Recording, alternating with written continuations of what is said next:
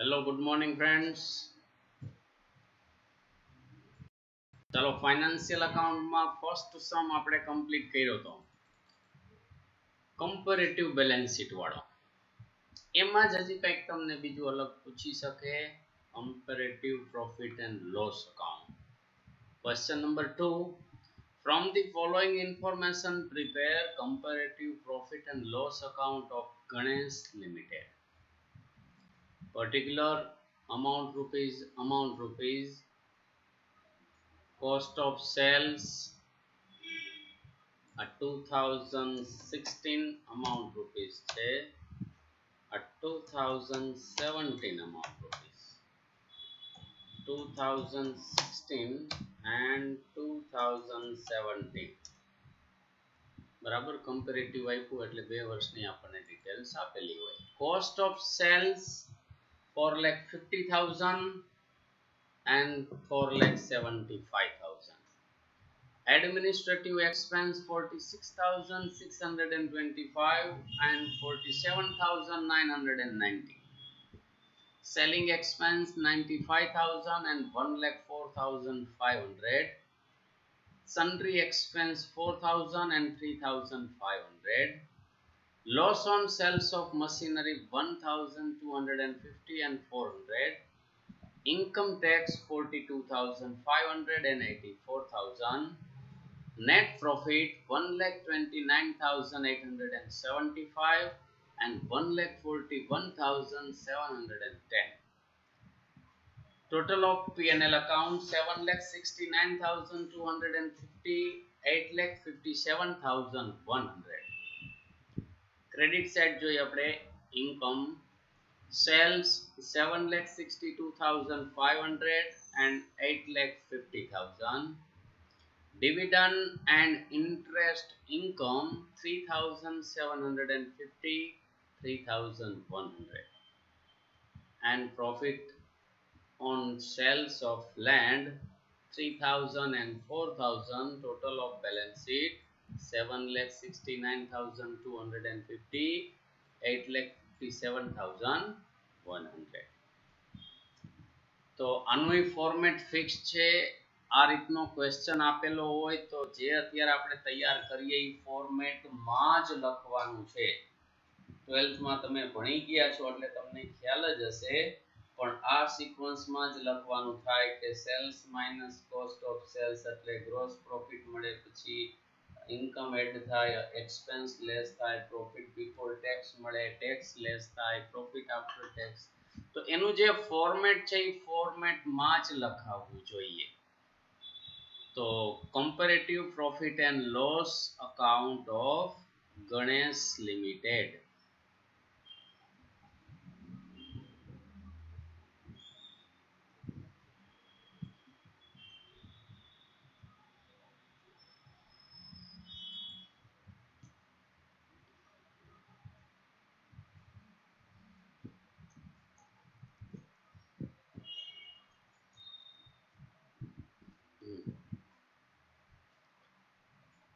ચાલો આમાં જો particular 2016-2017 increase decrease and percentage of increase decrease, તો આમાં આપણે નંબર આપી દીધા છે.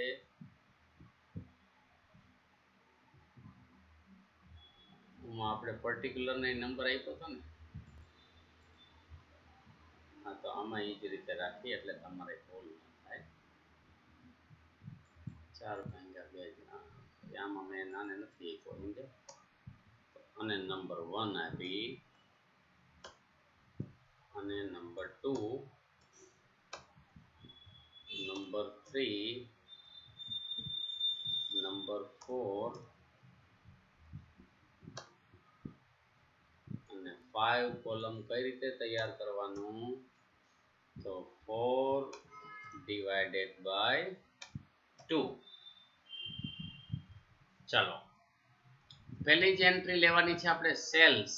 સેલ્સ આપેલું છે 7,62,500, એમાંથી 2017 માંથી 8,50,000, તો પ્લસ 87,500 ઇન્ક્રીઝ થયું.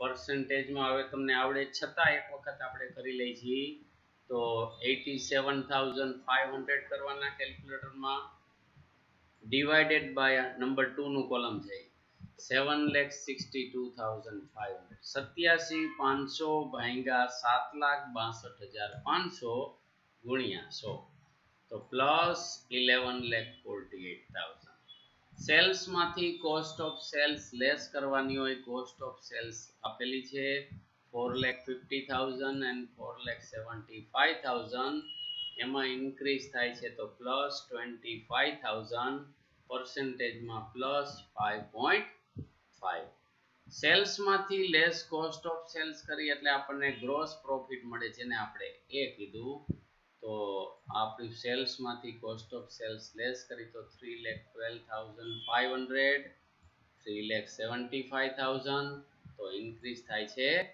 आ जोवानुं हो आपणे माडुं ज जोवानुं 62,500 અને परसेंटेज કાઢવાના આમ ઉપરમાંથી આમ પ્લસ પ્લસ કરવા નહીં જવાનું કે આમાંથી આ પ્લસ કરી એટલે તોય નો આવે 62,500 divided by 3,12,500 into 100 plus 20%.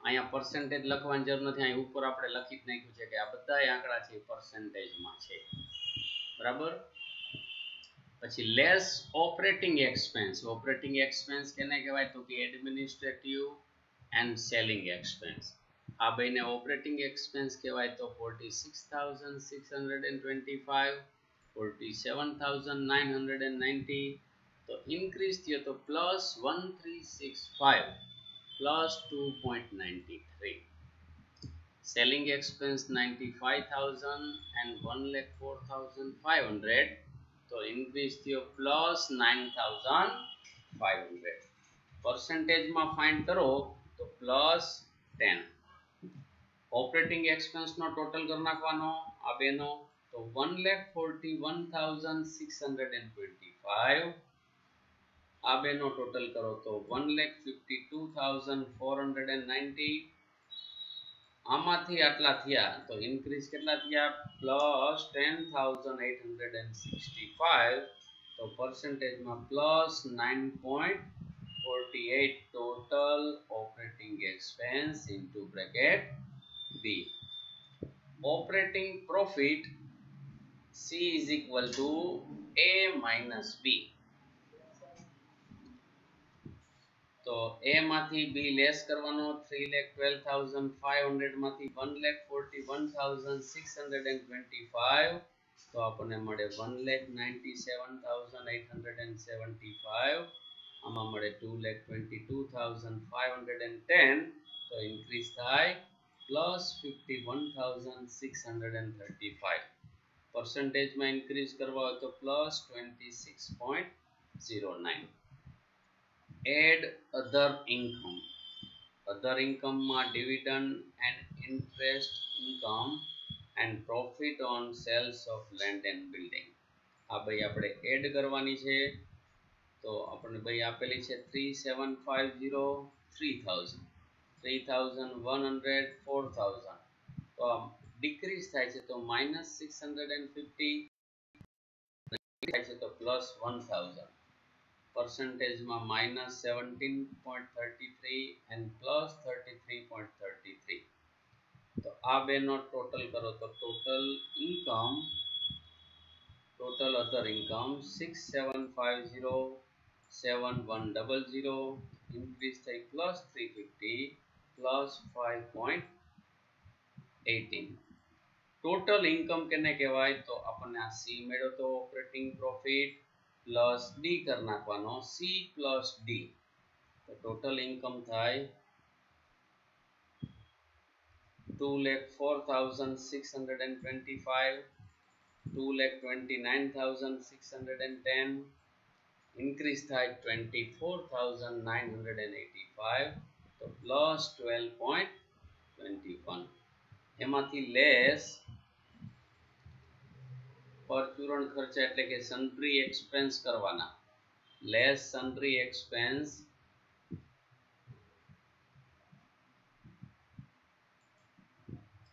sundry expense 4,000 and 3500 decrease થયા 500 તો -12.5. ચલો આમાંથી લેસ કરવાના એટલે 2,06,25, આમાંથી લેસ કરો તો 2,26,110. તો ઇન્ક્રીઝ થાય છે 25,485. અહીંયા તમને એમ થાય જો કે 24,900, પણ આ નહીં જોવાનું પ્લસ માઇનસ, કારણ કે અહીંયા લેસ છે, અહીંયા લેસ કરો એટલે પ્લસ થઈ જાય, પણ આપણે આમ આડું જ જોવાનું, ઊભું ક્યારેય ટેલી કરવા નહીં જવાનું.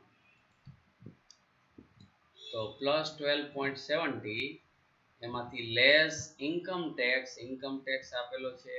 આ જુઓ જે આપણને મળે આ રકમ મળી એને કહેવાય પ્રોફિટ બિફોર ટેક્સ. એમાંથી લેસ ઇન્કમ ટેક્સ 42,500, 84,000 તો +41,500. તો ઇન્ક્રીઝ પર્સન્ટેજમાં જો તો 97.65 આપણને જે લેસ કરી નાખો એટલે મળે પ્રોફિટ આફ્ટર ટેક્સ. પછી કરવાનું છે less loss on sales of machinery. Profit after tax મળી જાય પછી લોસ લેસ કરવાનો છે, એટલે કે લાસ્ટમાં. તો આપણને આપેલી છે એન્ટ્રી 1,250 and 400, તો ડિક્રીઝ થાય છે -850, તો -68%. તો નેટ પ્રોફિટ આપણને મળે 1,56,875, 1,41,710, તો ડિક્રીઝ થાય છે -15,165 and પરસેન્ટેજમાં -9.67. તો આ રીતે પ્રોફિટ એન્ડ લોસ એકાઉન્ટનું કરવાનું હોય તો આ સિક્વન્સમાં કરવાનું થાય. અહીંયા એક્ઝામ્પલ એક આપણે બતાવ્યું છે પહેલી જ એન્ટ્રીનું, 87,500 એને ભાગ્યા 7,62,500 ગુણ્યા 100 એટલે 11.48 જે આપણે લખેલા છે કઈ રીતે આવે પહેલી જ એન્ટ્રીના છે, પણ એ આપણે બેલેન્સ શીટ લીધું એટલે તમને ખ્યાલ આવી ગયો હોય, બરાબર. પછી આનું એનાલિસિસ કરવાનું હોય તો એનાલિસિસ એન્ડ ઇન્ટરપ્રિટેશન.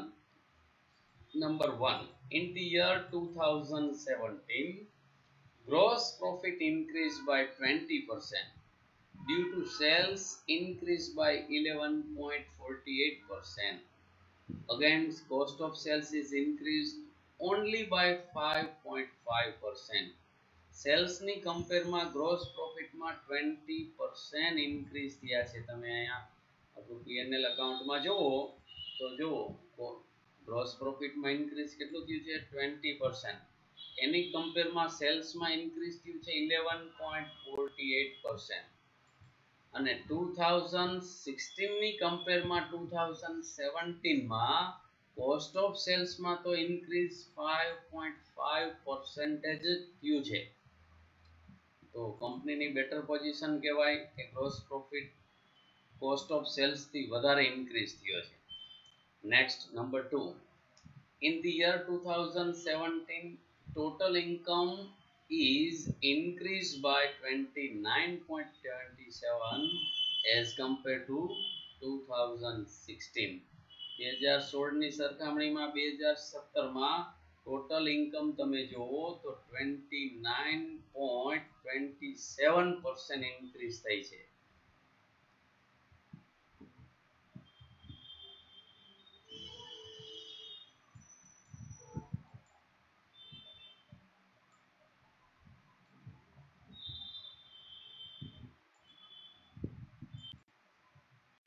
તો ટોટલ ઇન્કમ 29 ની જો 12.21% ઇન્ક્રીઝ થઈ છે ટોટલ ઇન્કમ, બરાબર.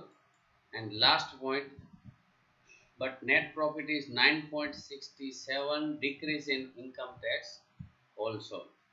તો નેટ પ્રોફિટ માં કેટલો ડિક્રીઝ થયો છે 9.67. તો આ રીતના 3-4 પોઈન્ટ તમારે લખી નાખવાનું, અથવા એવું ખાલી લખી નાખો તોય ચાલશે. in